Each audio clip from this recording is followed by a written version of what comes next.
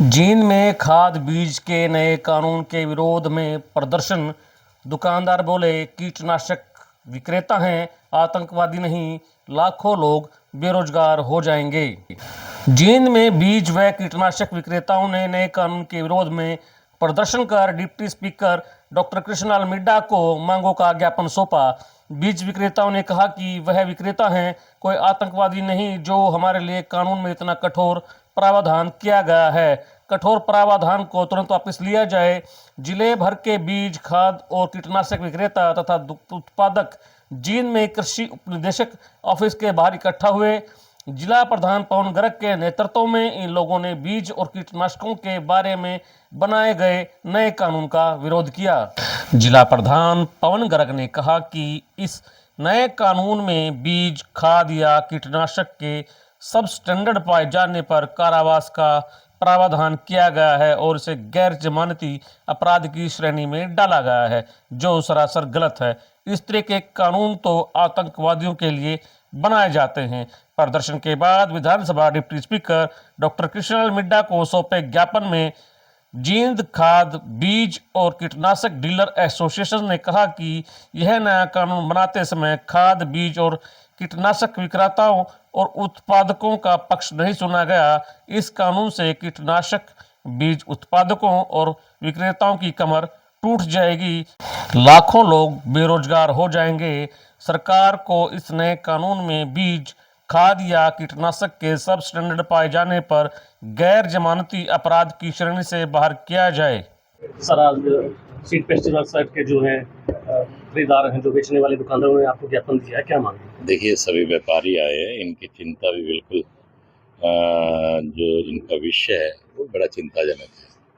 इसके विषय पे माननीय मुख्यमंत्री जी से बात की जाएगी कि अगर मान लीजिए कि थोड़ा सा जो परसेंटेज कम है तो उसको लो स्टैंडर्ड या उसमें मतलब कि उसको ये घोषित नहीं किया जा सकता कि बिल्कुल जीरो या नकली है, लेकिन लो स्टैंडर्ड में हो जाता है। कुछ सरकार जो कंपनीज है उनके भी क्राइटेरिया होते हैं कि इतने परसेंट प्लस या माइनस तक उसको ओके माना जाता है, लेकिन कई बार 2-4% अप डाउन भी आ जाता है, तो कम से कम उसको नकली घोषित नहीं किया जा सकता। सर, जो उसका स्टैंडर्ड है लो स्टैंडर्ड का उसको मान लिया जा सकता है, लेकिन इसके ऊपर कुछ ना कुछ जिन भी अधिकारियों ने किया है इसके ऊपर इस पर विशेष रूप से माननीय मुख्यमंत्री से आग्रह करेंगे कि इस विषय पे थोड़ा सा दोबारा से सोचा जाए, ताकि जो दुकानदार हैं, जो डीलर हैं, वो अच्छे ढंग से काम कर सके।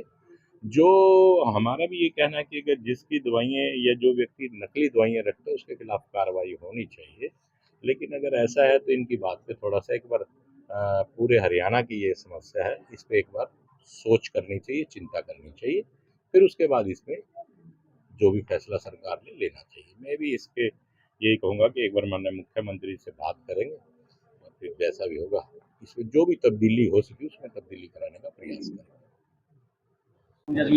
व्यापारी मिले हैं विधायक जी से, किन मांगों को लेकर मिले हैं, क्या आश्वासन दिया विधायक? देखिए, सरकार ने मार्च में सीड और पेस्टिसाइड जो एक्ट है उसमें अमेंडमेंट करी है और उसमें कई तरह की संगीन धाराएं जोड़ दी गई। भाई कोई बीज या पेस्टिसाइड को सब स्टैंडर्ड और नकली दो शब्द हैं। अगर कोई चीज किसी कारणवश सब स्टैंडर्ड आती है तो उसका एक कोर्ट ट्रायल है। माननीय अदालत उसमें कंपनी को या डीलर को उसके सारे पहलुओं पर जांच करके पहले फाइन या सजा का प्रावधान था, परंतु आज हरियाणा सरकार ने उसमें फाइन के साथ साथ सजा को भी मैंडेटरी कर दिया है और साथ में पुलिस को इन्वॉल्व कर दिया है। बिना जांच के पुलिस आपकी दुकान पर आ सकेगी। उसी के संदर्भ में आज हमारे जिला जींद के सभी डीलर साथी माननीय आदरणीय डिप्टी स्पीकर साहब से निवेदन करने आए हैं कि आप माननीय मुख्यमंत्री जी के बड़े करीबी हैं, आप उनसे हमारी बात उन तक पहुंचाएं और इसमें संशोधन करवाने का काम करें। हमें विश्वास है कि आप हमारी बात को माननीय मुख्यमंत्री जी तक पहुंचाओगे और सब पूरे हरियाणा के डीलरों की, सीड प्रोड्यूसरों की और पेस्टिसाइड मैन्युफैक्चररों के लिए चिंता का विषय है। उनके व्यापार पर खतरे के बादल मंडरा गए।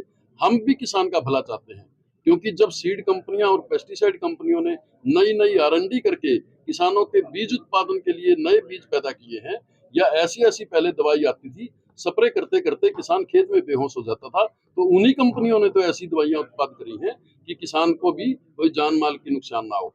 हम भी किसान की चिंता करते हैं और सरकार भी चिंता करती है, बात जायज है। परंतु यहाँ फर्क सिर्फ नकली और सब स्टैंडर्ड में समझने का है।